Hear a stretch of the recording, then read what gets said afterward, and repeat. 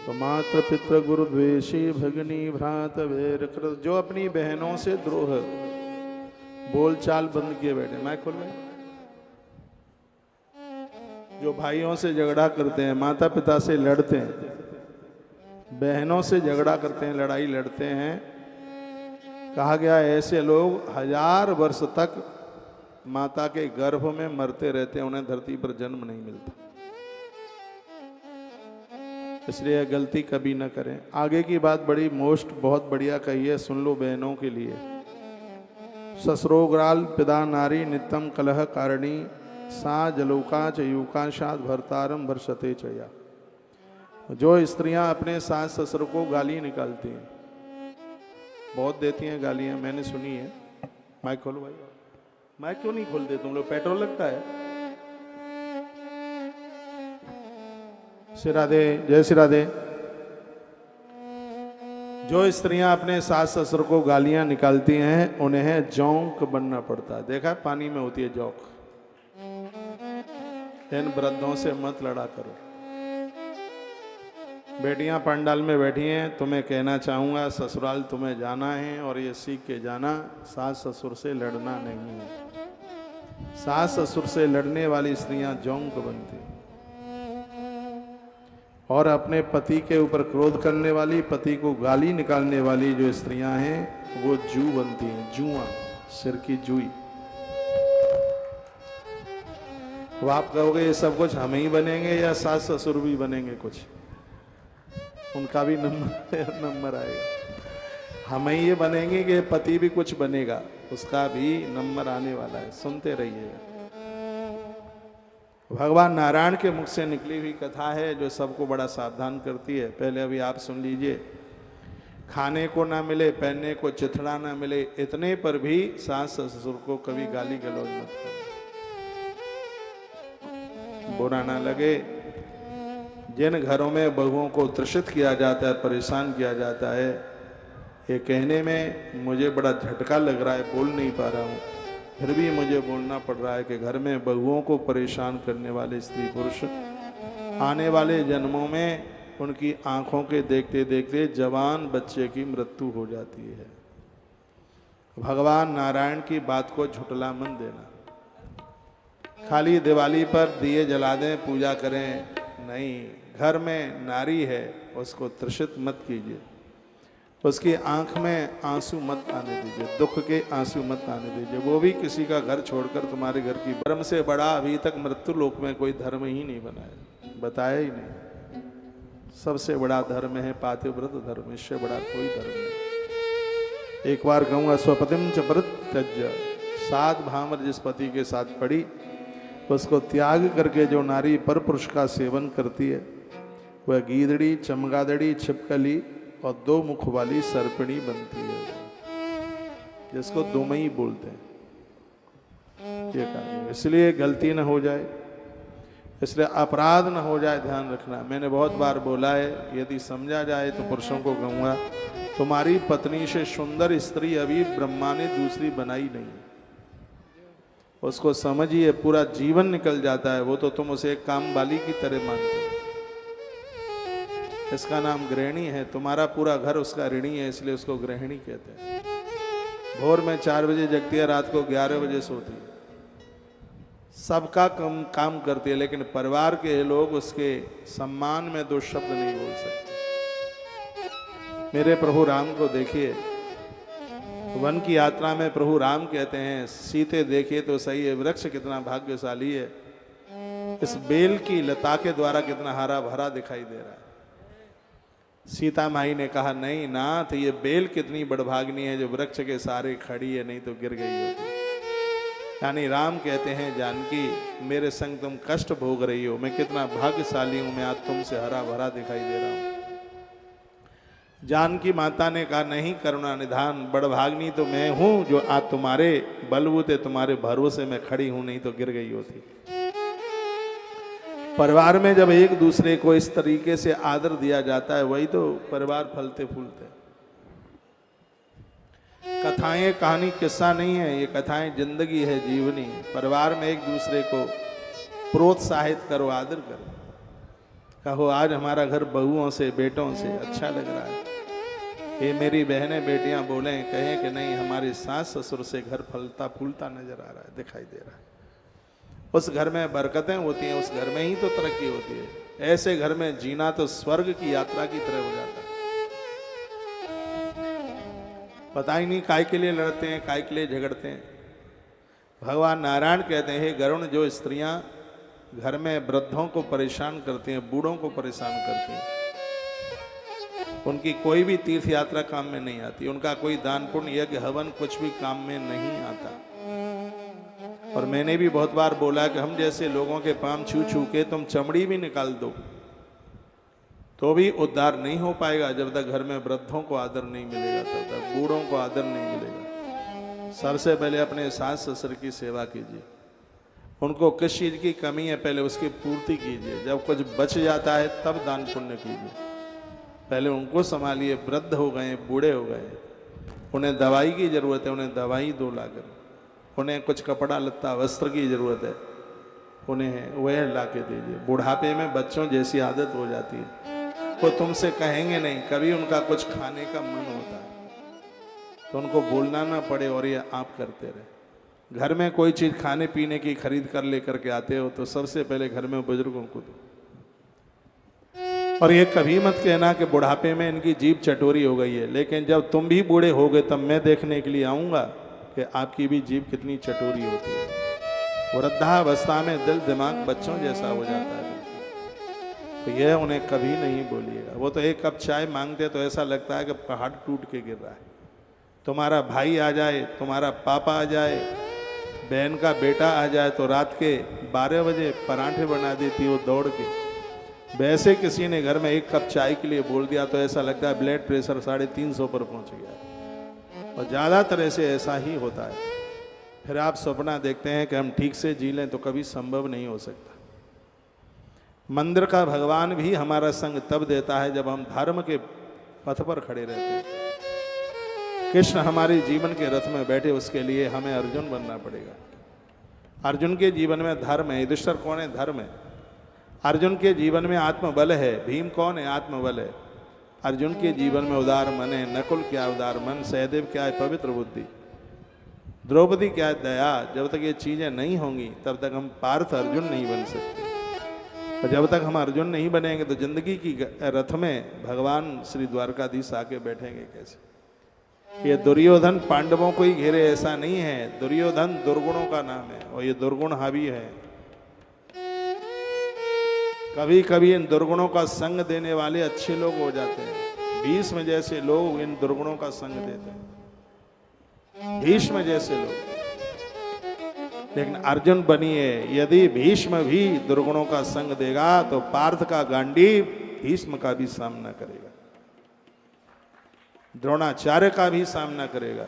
कभी अपराधियों का संग देना नहीं है, वो भले ही तुम्हारे कितने भी खासम खास के हों।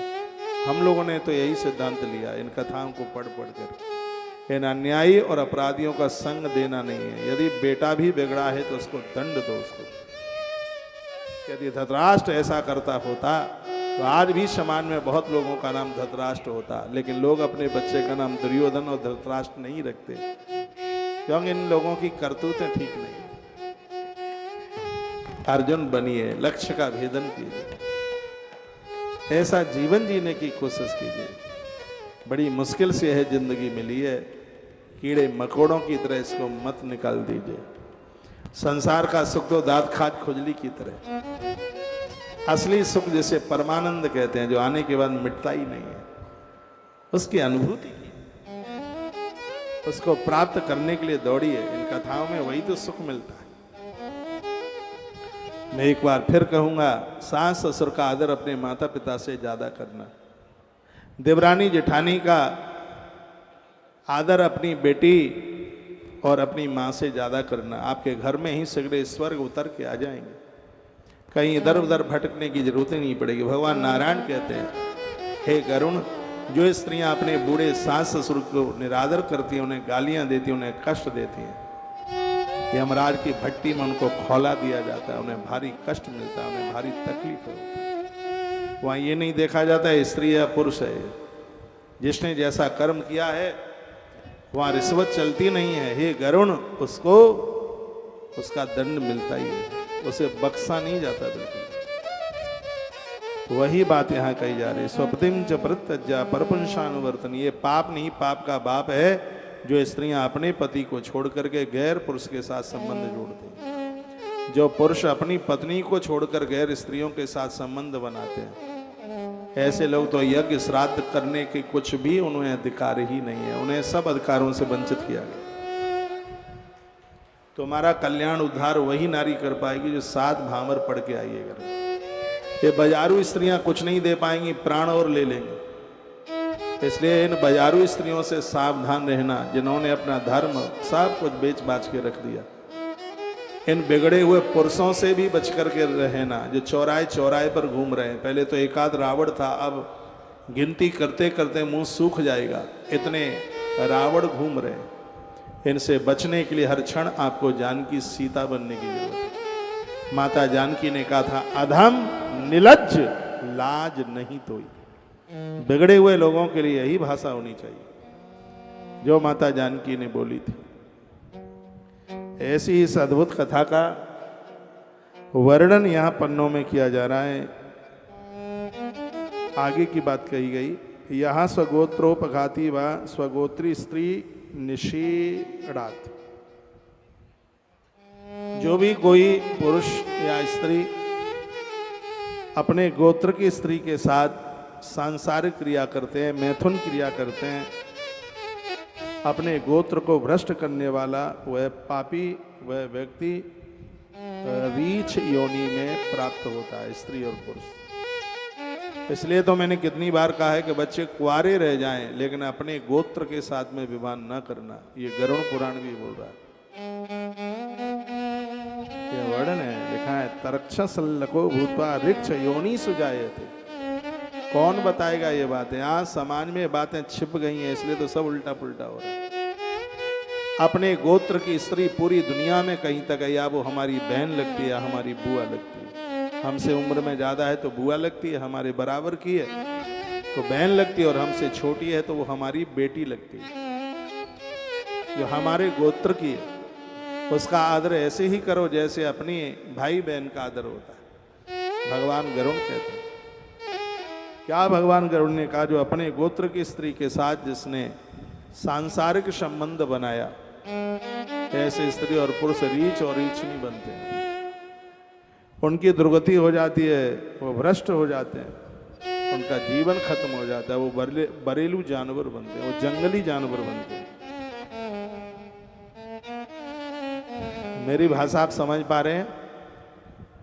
धन्यवाद। एक बार जयकारा लगाइए, बोलबा के बिहारी लाल की श्री हनुमंत बलवंत महाराज जय जय जय श्री राधे श्याम।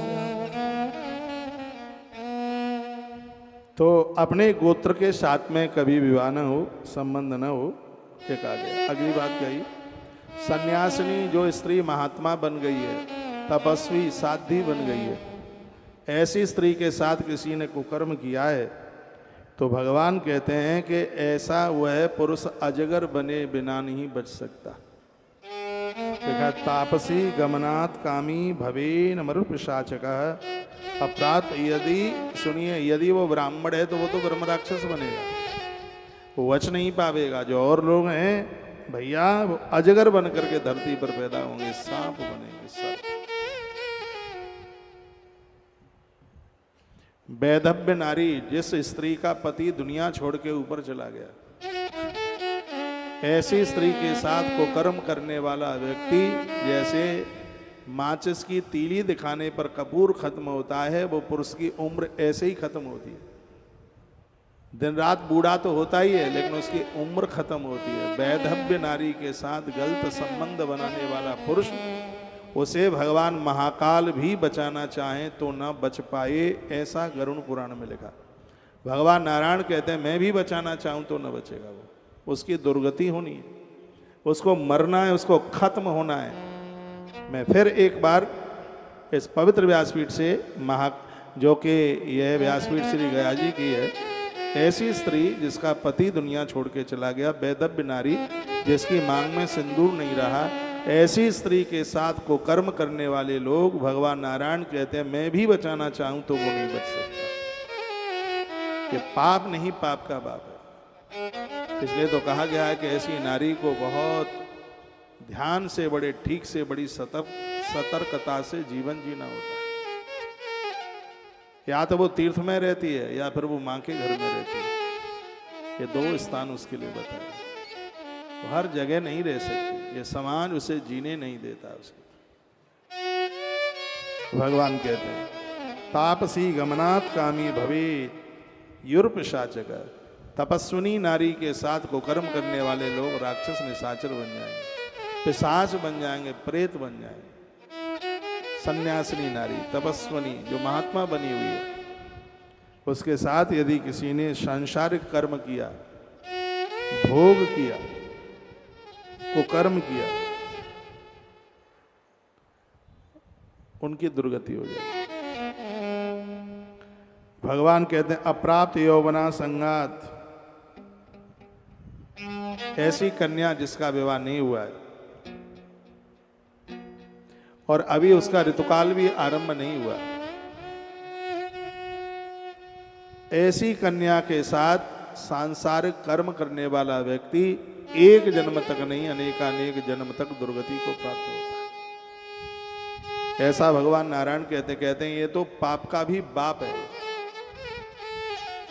वो कन्या दुर्गा की तरह पूज्य है। ऐसी कन्या के चरण छू करके ये समझ लो कि संपूर्ण दुर्गा मैया की जो 51 शक्तिपीठ हैं सबका पूजन और दर्शन कर लिया। ऐसी कन्या अभी छोटी है, अति वंदनीय है, देवता उसकी पूजा करते हैं। ऐसी कन्या के साथ को कर्म करने वाले जो लोग हैं, जो भ्रष्ट लोग हैं, भगवान नारायण कहते हैं ये तो इतना बड़ा पाप है कि जिस पाप का प्रायश्चित ही नहीं, इतना बड़ा अपराध है जिसका प्रायश्चित ही नहीं है कोई। और यमराज उनकी बड़ी ठुकाई करता है, 100 मारता है और एक गिनता है। लोहे के खम्भे से चिपटाया जाता है, उसे चीखता है। इसलिए है जीवन बहुत सतर्कता के साथ जीने की जरूरत है। मनुष्य बन गए ये बड़ी बात नहीं है, मनुष्य बनकर मनुष्य जैसा जीवन जी लें ये बड़ी बात है। जो इस समय मैं गया जी की व्यासपीठ से बोल रहा हूँ, ये पूरे देश में मेरी बात का ट्रांसलेट करके लोगों के पास तक ये बातें पहुंचाई जाएं तो लोग अन्याय और अधर्म करने से बच जाएंगे। आज क्लासों में, स्कूलों में ये चैप्टर नहीं पढ़ाए जाते, इसलिए तो आफत आ रही है। पहले के कोर्सों में ये सब चीज़ें थी। पहले के कोर्स में कबीर रहीम के दोहे पढ़ाए जाते थे, रैदास जी के दोहे पढ़ाए जाते थे, मीरा के दोहे सवैयाँ पढ़ाए जाते थे, रामायण की चौपाइयाँ पढ़ाई जाती थी, लेकिन वो सब आज लुप्त हो गई हैं, इसलिए सब भुगतना पड़ रहा है। ये बातें सुनकर के रोम खड़े हो जाते हैं। ये बात यहाँ लिखी है व्यास जी ने और भगवान नारायण ने कहा कि ऐसी बेटी जिसका अभी ऋतुकाल भी शुरू नहीं हुआ है, ऐसी कन्या के साथ को कर्म करने वाला व्यक्ति, उसे एक भी देवता नहीं बचा सकता 33 करोड़ देवताओं में से। उसके लिए कोई प्रायश्चित ही नहीं है। कितना बड़ा जघन्य अपराध है वो। व्यक्ति को ऐसी गलतियों से बचना चाहिए। गरुण पुराण तो हर मनुष्य जाति को सुन लेना चाहिए। मरने के बाद सुनते हैं, जो जिंदे जी सुनना चाहिए। मर जाएंगे तब सुना दो गरुण पुराण, ये तो जिंदे जी सुनना चाहिए। ऐसी ये कथा है जो सोते हुए को जगाने का काम करती है। आपने मैसेजों में लिखा है महाराज जी आपको बारंबार प्रणाम है। अब मैं तो बड़ा जोर लगा रहा हूँ कि ये खोई हुई संस्कृति लौट करके आए, युवा बच जाए। और ये सिर्फ पुरुष के ही लिए नहीं है, ये बेटियों के लिए भी। कल ही मैंने निवेदन किया है, जो बेटी अपना कन्या धर्म लेकर के, सुरक्षित कन्या धर्म लेकर पति की देली पर पहुंचती है, संपूर्ण 33 करोड़ देवता उसके चरण का चरणोदक लेने के लिए पधारते हैं। वो भी इसी ग्रंथ में लिखा है। जो कन्या अपने कन्या धर्म को सुरक्षित बचाती हुई पति के घर पहुंचती है, संपूर्ण देवता उस बेटी का चरणोदक लेने के लिए उस देहली पर चल करके आते हैं। उसके लिए इससे बड़ा कोई धर्म ही नहीं जिसका कन्या धर्म सुरक्षित रहा। पति की देहली पर इस धर्म को सुरक्षित लेकर के पहुंची है। देवता लोग उसके चरण स्पर्श करने के लिए, चरण धोने के लिए पधारते।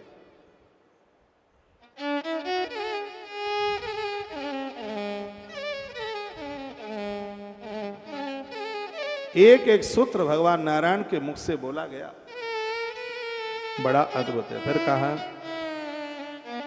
अब ये दो बातें मैंने बोली हैं, तापसी गमनात् कामी भवित याक पिशाचका, एक वैदव्य नारी, एक तपस्विनी नारी और एक कुमारी कन्या, तीन बातें बोली। कभी भूल करके भी यहां गलत मत कर बैठना, ये वंदनीय है, ये पूज्य है, ये प्रणाम के योग्य हैं, इनका आशीर्वाद लगता है। फिर कहा, गुरु दारा विलासी चक्र कलासो भविंदर रागिम गत्ता भवे दुष्टो मित्र पत्नी च गर्दव। मित्र की पत्नी के साथ को कर्म करने वाले लोग गधर्वी स्त्री, गधर्वी और पुरुष, गधर्व गर्धव, दूसरे शब्दों में क्या कहते हैं, डोंकी, DONKEY, डोंकी, गधा, ये बने। गुरु की स्त्री के साथ काम भोग करने वाले लोग गिरगिट बनते हैं, विष खोपड़ा एक जीव होता है, वो बनते हैं। राजा की पत्नी रानी और मित्र की पत्नी के साथ को कर्म करने वाले लोग खर और खरी बनते हैं। मैंने तो बहुत बार कहा है कि दोस्ती कितनी भी हो, घर में मित्र ना हो तो सूने घर में जाना नहीं। सहेली कितनी भी नजदीक क्यों ना हो, खासम खास हो,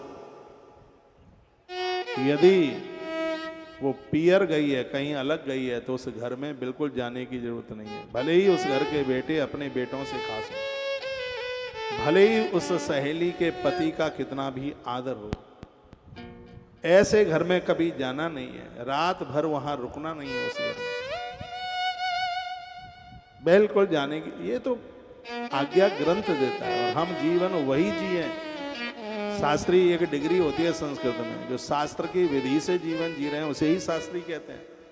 खाली तिलक लगाने से शास्त्री नहीं, कंठी पहनने से ही शास्त्री नहीं, तो शास्त्रीय पद्धति से जो जीवन जी रहे हैं, शास्त्र के अनुसार जो जीवन जी रहे हैं, उसे शास्त्रीय कहते हैं। उसे आचार्य, आचरणातीति आचार्य, जिसके आचरण में सुगंधी है, जिसका आचरण बिगड़ा नहीं है, उसे ही तो आचार्य कहते हैं।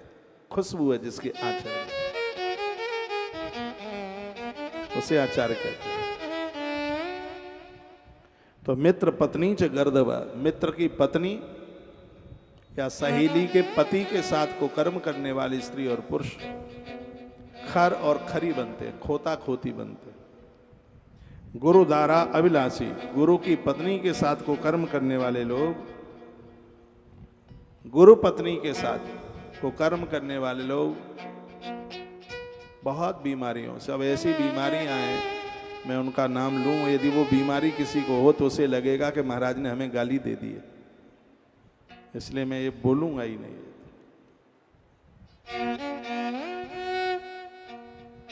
मृत्यु एकादशाहम तु भुंजान स्वा विजायते लभे देवलपो विप्रो योन कुक्कट संगिका।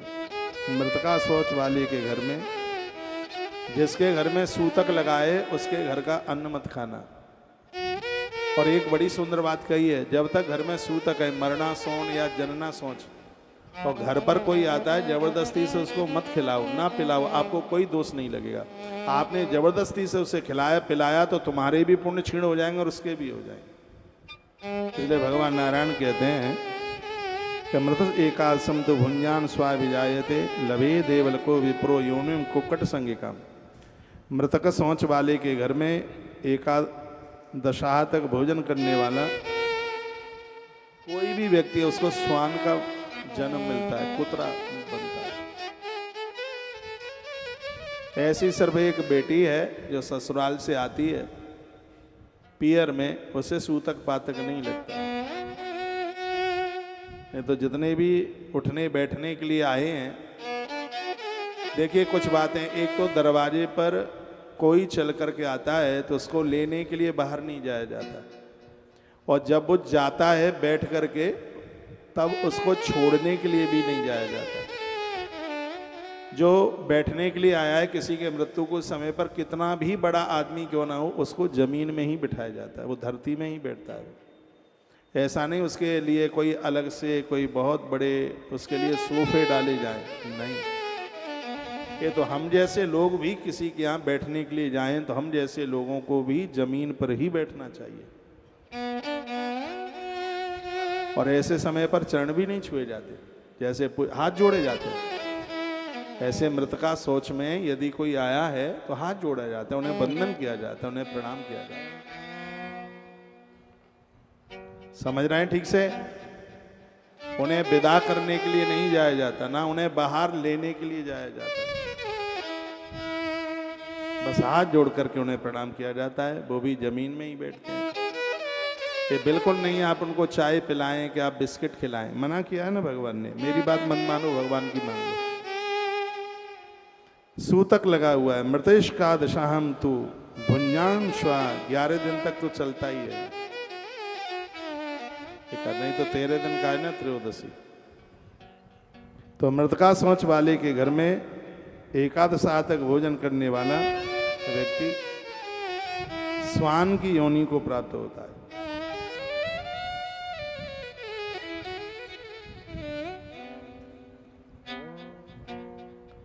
और त्रयोदशी से पहले जो ब्राह्मण भी सूतक पातक में ऐसे ही खाते रहते हैं, मैं तो कहता हूं कि हर ब्राह्मण त्रयोदशी में नहीं खाता, उसको जनेऊ बदलना पड़ता है, उसे गायत्री जपनी पड़ती है। जो भजन नहीं करते और ये बछिया का खाते पीते रहते हैं, ऐसे ब्राह्मण को मुर्गा बनना पड़ता है। भगवान नारायण ने कहा मुर्गे की योनि में जाता है। लिखा है ना, लभेद देव लको विप्रो योनिम कुक्कट संग काम। कुक्कट यानी मुर्गा। यदि वो जप नहीं करेगा, जनेऊ का ध्यान नहीं देगा, सब गड़क हो जाएगा। ब्राह्मण को जीवना चाहिए त्रयोदशी में, लेकिन उसके लिए भजन चाहिए, साधना चाहिए उसके लिए। उसको त्रयोदशी में जीवने को बोला। महापातक जान घोरान नरकान प्राप्य दारुणान कर्मक्षय प्रजायन्ते महापातक निश्वया। महापापी अपने द्वारा किए गए महापापों के फलस्वरूप घोर और दारुण नरकों को प्राप्त होता है। बहुत यातना उसको भोगनी पड़ती है। पापक कर्मों का क्षय हो जाने पर पुण्य इस धरती पर आके जन्म लेता है, जब उसके पाप सब समाप्त हो जाते हैं। ब्रह्म हत्या करने वाला यह जीव ऊंट बनता है। भैंस की योनि में जो ब्राह्मणों का धन खा के मरते हैं। शराब पीने वाले लोग भेड़िया बनते हैं, सियार बनते हैं। श्लोक बोले देता हूं, ब्रकस्वान सृगलानाम सुरापा यान्ति उनसर। यदि कोई मेरी बात काट सके तो काट के तो बता दे।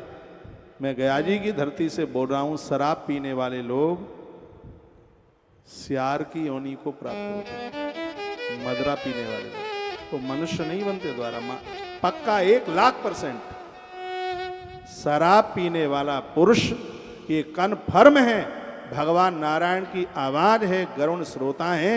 शराब पीने वाला मनुष्य किसी भी जाति का क्यों न हो, अगली बार वो मनुष्य बन ही नहीं सकता, उसको सियार बनना पड़ेगा। ये दावा भगवान नारायण का है, गरुण को।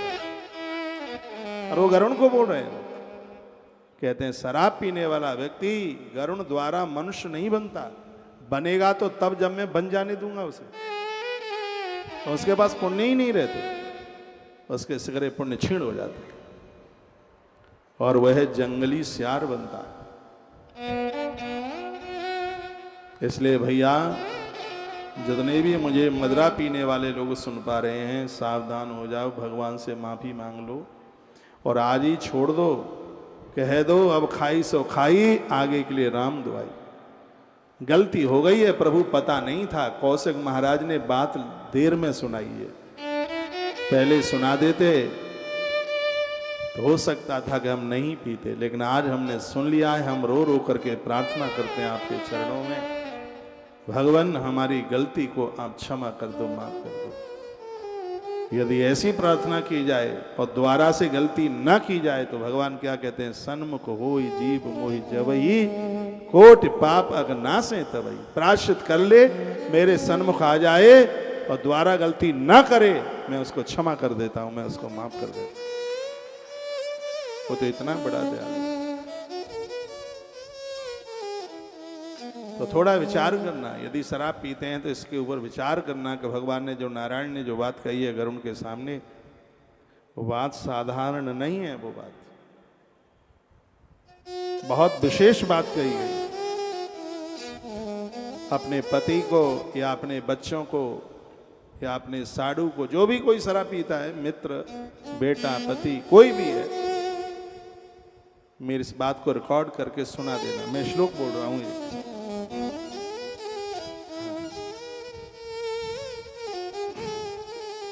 खरोष्टमहिषीणाम ही ब्रह्महा योनिमृक्षति ब्रकस्वान सृगालानाम सुरापायांत योनिषु।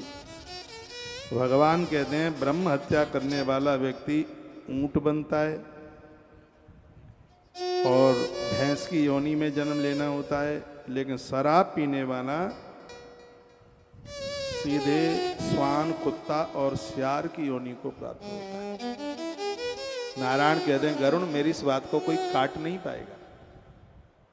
ये मैं दावे के साथ गरुड़ कहता हूं, वो द्वारा मनुष्य तो नहीं बनेगा, मानव नहीं बनेगा, उसका जीवन खत्म हो जाएगा, जिंदगी शून्य हो जाएगी।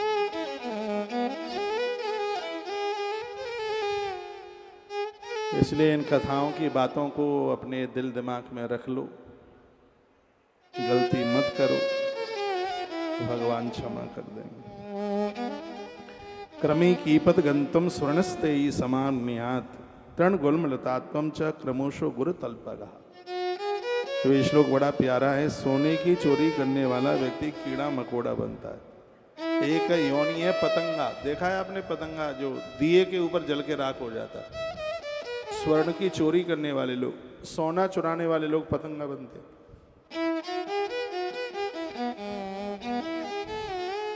बहुत बड़ा अपराध है सोने की चोरी करना।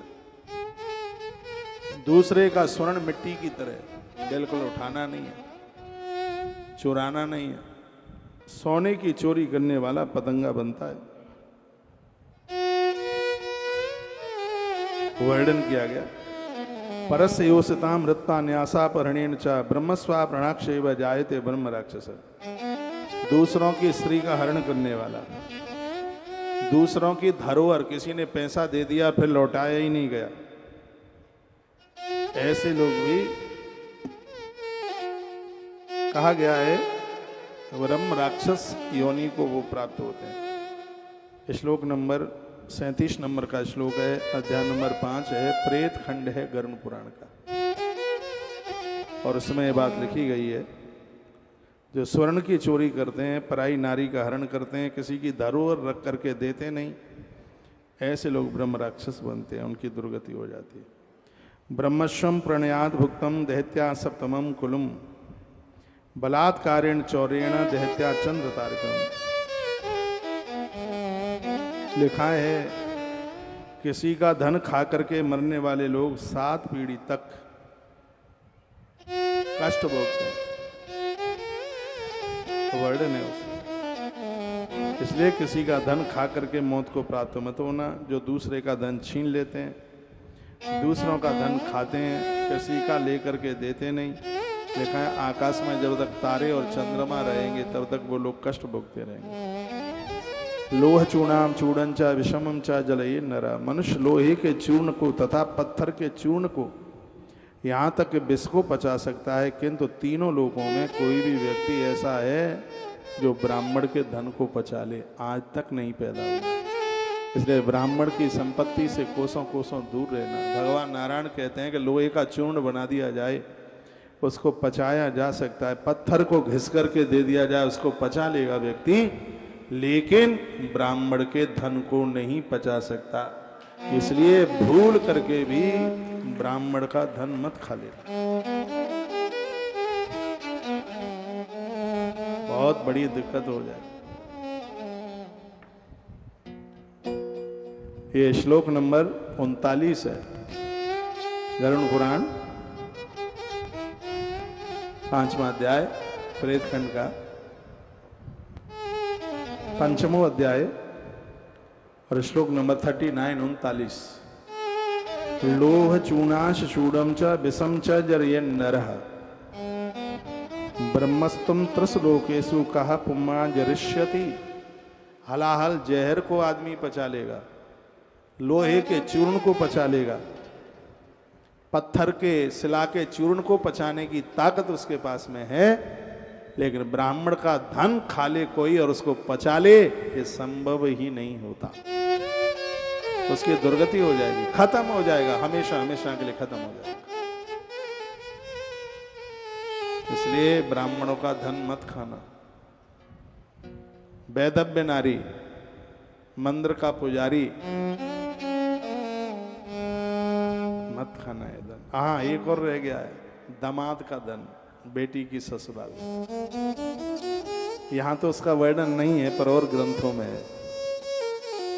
बेटियां अच्छे घर में इसलिए नहीं दी जाती कि वहां से कर्जा लेने के लिए रोज वहां खड़े रहें। बेटियां अच्छे घर में इसलिए दी जाती है कि बेटी के घर के लोग हमारी देहली पर रोज रोज कर्जा मांगने को ना आए, ठीक से चलाए वो अपना परिवार घर। लेकिन ये ठीक नहीं है। यहाँ तो सब कुछ लिखा है, जो अपनी बेटी को पैसा लेके देता है उसकी क्या दुर्गति होती है। पैसा लेकर के बेटी बूढ़े आदमी के लिए दे दी, बेटिया की उम्र 15 साल, उसकी उम्र 45 साल। क्या ये कथाएं आप सुन लें, रोम रोम कांप जाएगा। और आज के समय में ऐसा हो रहा है। बेटी तो कुकर पक्षी की तरह, वो तो कुछ बोलेगी नहीं, वो तो कपिला गाय की तरह, वो तो जिसके हाथ में दे दो बेचारी चली जाएगी। लेकिन उसके द्वारा जो दंड विधान है, रोम कांप जाएगा। और इसमें 7 लोग दोषी हैं। बड़ा भाई दोषी है इसमें, मामा दोषी है, फूफा दोषी है इसमें, बड़ी बहन का पति भी दोषी है क्योंकि उसको भी तो पूछा जाता है। इसमें बड़ा पापा और चाचा ये दोषी हैं। 7 लोगों के नाम बताए गए, उनकी खूब तोड़ाई पिटाई होती है। यहाँ तक आ गया है कि उस बिटिया के शरीर में जितने रोम हैं उतने वर्षों तक इन 7 को कष्ट भोगना पड़ता है यदि बेटी गलत हाथ में चली गई है तो।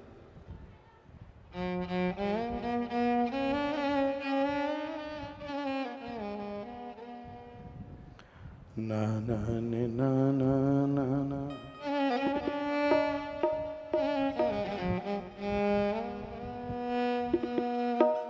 आज के चैप्टर बड़े सुनने के लायक हैं।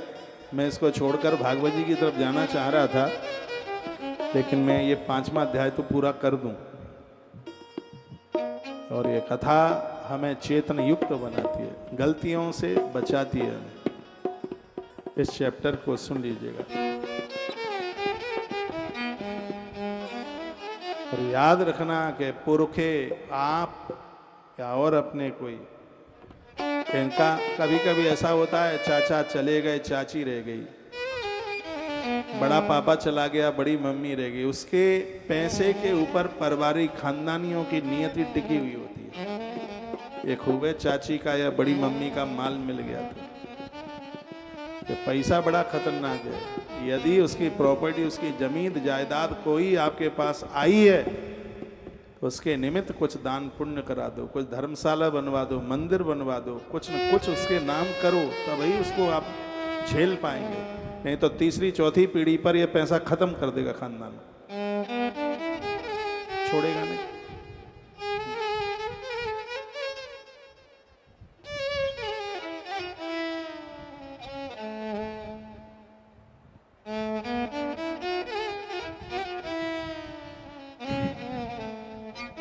बोलो बांके बिहारी लाल की जय। श्री हनुमान जी महाराज की जय। जय जय श्री राधे श्याम।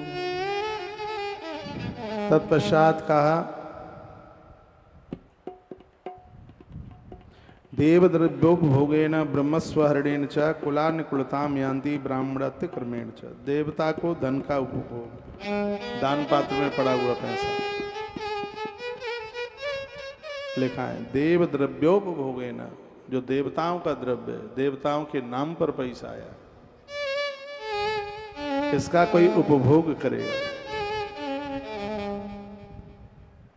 भगवान नारायण कहते हैं कि उसके कितने कुलों का नाश होगा मैं बता नहीं पाऊंगा।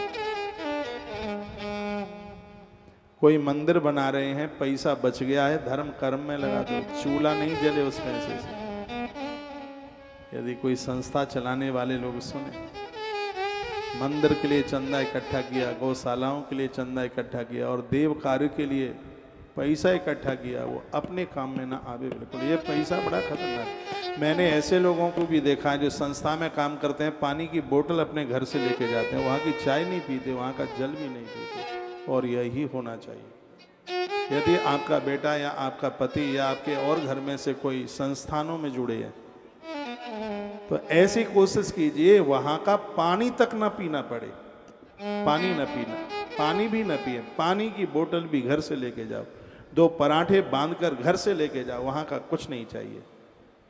वहाँ की कोई भी चीज अपने प्रयोग में लेनी ही नहीं है, उसी का नाम तो सेवा है। भगवान कहते हैं देव द्रव्योपभोगे न, जिसने देवताओं के द्रव्य को भोगा है यान्ति, वो कहते हैं कुलान्य कुलताम नाशम, कितने कुलों का नाश होगा गरुण में बता नहीं पाऊंगा। आप तो खा पी के मर के ऊपर चले जाओगे, लेकिन आने वाली पीढ़ियां बर्बाद हो जाएंगी।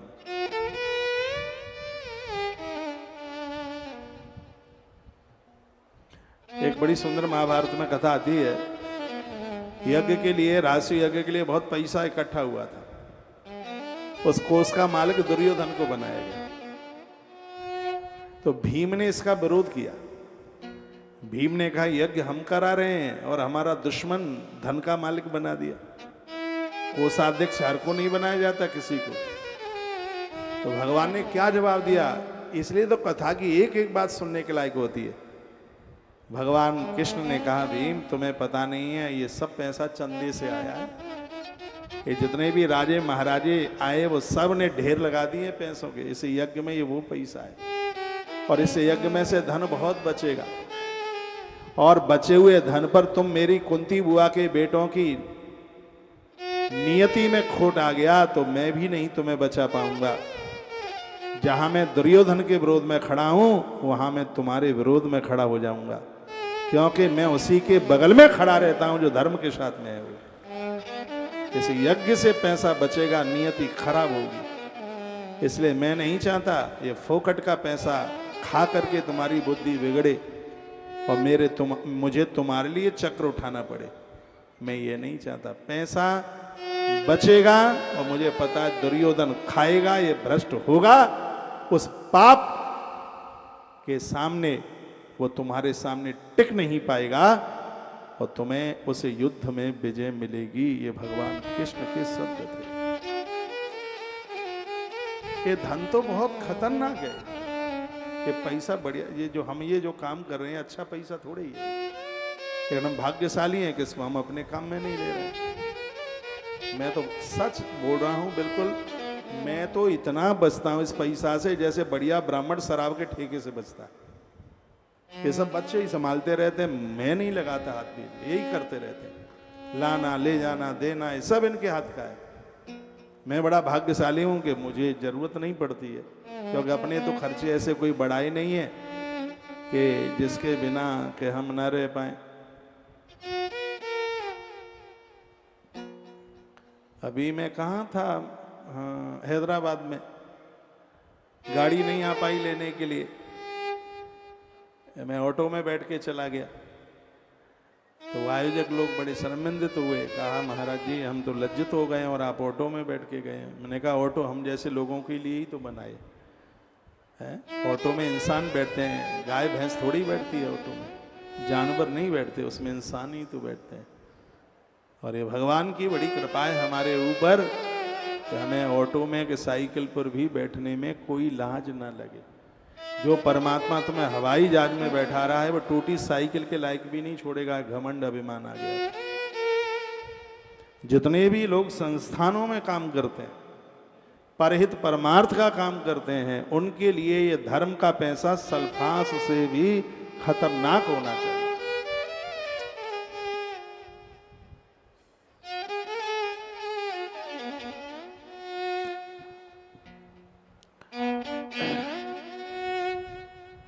आजकल शास्त्री जी कथाओं में नहीं रह पाते, उनके पास में बड़ी जिम्मेवारी है, आश्रम की जिम्मेवारी। अभी जबलपुर के प्रोग्राम को संभालने में लगे हैं। यहाँ का भी ये जितना भी ये सब कुछ दिखाई दे रहा है, ये सब शास्त्री जी की ही व्यवस्था है। इतना होनहार व्यक्ति, इतना तपस्वी और इतना समर्पित। अभी मैं 5 दिन के लिए आश्रम में गया था, पूना से लौटा। ये सब कार्यालय में बैठे, शास्त्री जी ने कहा हम तो महाराज जी की आज्ञा का पालन कर रहे हैं, नहीं तो इस पैसा को छूने का मन नहीं होता। सौगंध भगवान की, ये उनके शब्द थे। ये पैसा तो इतना बेकार है, हर समय कलेजे में धुक धुक पड़ी रहती है कि हरदम तकलीफ होती रहती है। वो पैसा ठीक है ही नहीं। हम बड़े बड़भागी हैं, भाग्यशाली हैं कि दिमाग में सोच तो आ गई है, ये पैसा खतरनाक है और ये खतरनाक है, ये फेफड़ा फाड़ के ही निकलता है बात। हम हों, आप हों या कोई और हो, या भगवान कहते हैं जो देव द्रव्य खाएगा, देवताओं का पैसा खाएगा, उससे मैं भी बचाना चाहूंगा तो वो बच नहीं पाएगा। इसलिए जो देव मंदिरों से जुड़े हैं, देव खजाने से जुड़े हैं, ऐसी संस्थाओं से जुड़े हैं जो संस्थाएं परहित परमार्थ के लिए हैं, भूखे रह लेना, लेकिन ऐसे द्रव्य के उपभोगी मत बनना कभी। श्लोक बोल रहा हूं, देव द्रव्योपभोगेन ब्रह्मस्वहरणेन चह। देवताओं का धन, ब्राह्मण का धन एक नहीं अनेका अनेक कुलों का नाश कर देगा। उस परिवार की स्त्रियां बांझ रह जाएंगी, वंश वृद्धि रुक जाएगी, लोग अकाल मौत मरना आरंभ हो जाएगा जो देवताओं का पैसा खाएगा। ऐसा भगवान नारायण बोलते हैं। ये भगवान नारायण के वाक्य है। मेरी आवाज चैनल के माध्यम से पूरी दुनिया में जा रही है। बस इतना ही ना समझ लेना कि हमने घंटारी बजा दी और आरती उतार दी और हो गई हमारी पूजा। कर्म हमारा अच्छा कुल के पाप को धोता है। हमारे कर्मों में सुगंधी होनी चाहिए। जिंदगी जीने में लापरवाही मत कर बैठना।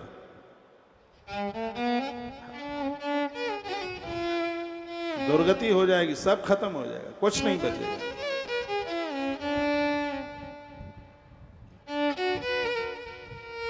वैसे तो सजग समझदार व्यक्ति है, वो चंदा वगैरह के तो पैसा से बचेगा ही, देवताओं के द्रव्य से तो वो बचेगा ही। भगवान नारायण का संदेश हम लोगों के कानों तक पहुंचा रहे हैं। इससे बचने की पूरी कोशिश कीजिए, भरकम प्रयास कीजिए। भगवान कहते हैं कितने कुलों का पतन हो जाएगा मैं बता नहीं सकता। स्त्रियां उस खानदान की बांझ रह जाएंगी, बच्चे अकाल मौत मर जाएंगे। जिसने देव द्रव्य खाया, ब्राह्मणों का धन खाया, वैदव्य नारी का पैसा खाया, बचेगा नहीं, कुछ भी समाप्त हो गया।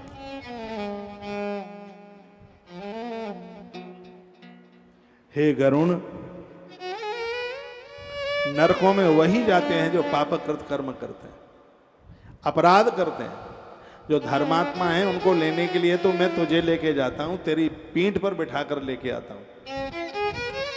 स्वयं लक्ष्मी उसी की आरती उतारती है, उस पर लाड़ करती है, उस पर दुलार करती है। यहाँ बड़ी सुंदर बात कही, जो धर्मात्मा लोग जाते हैं ऊपर के लोक में तो सबसे पहला भोजन उन्हें माता लक्ष्मी के हाथ का मिलता है। माँ लक्ष्मी कृपा करती है, नारायणी कृपा करती है। इसलिए जीवन ऐसा जीने की कोशिश कीजिए जिस जिंदगी को जीने में आनंद आवे। अब मैं इस चैप्टर को बंद करता हूँ, कल फिर पूरे दूंगा, तो मुझे भागवत की कथा भी सुनानी है।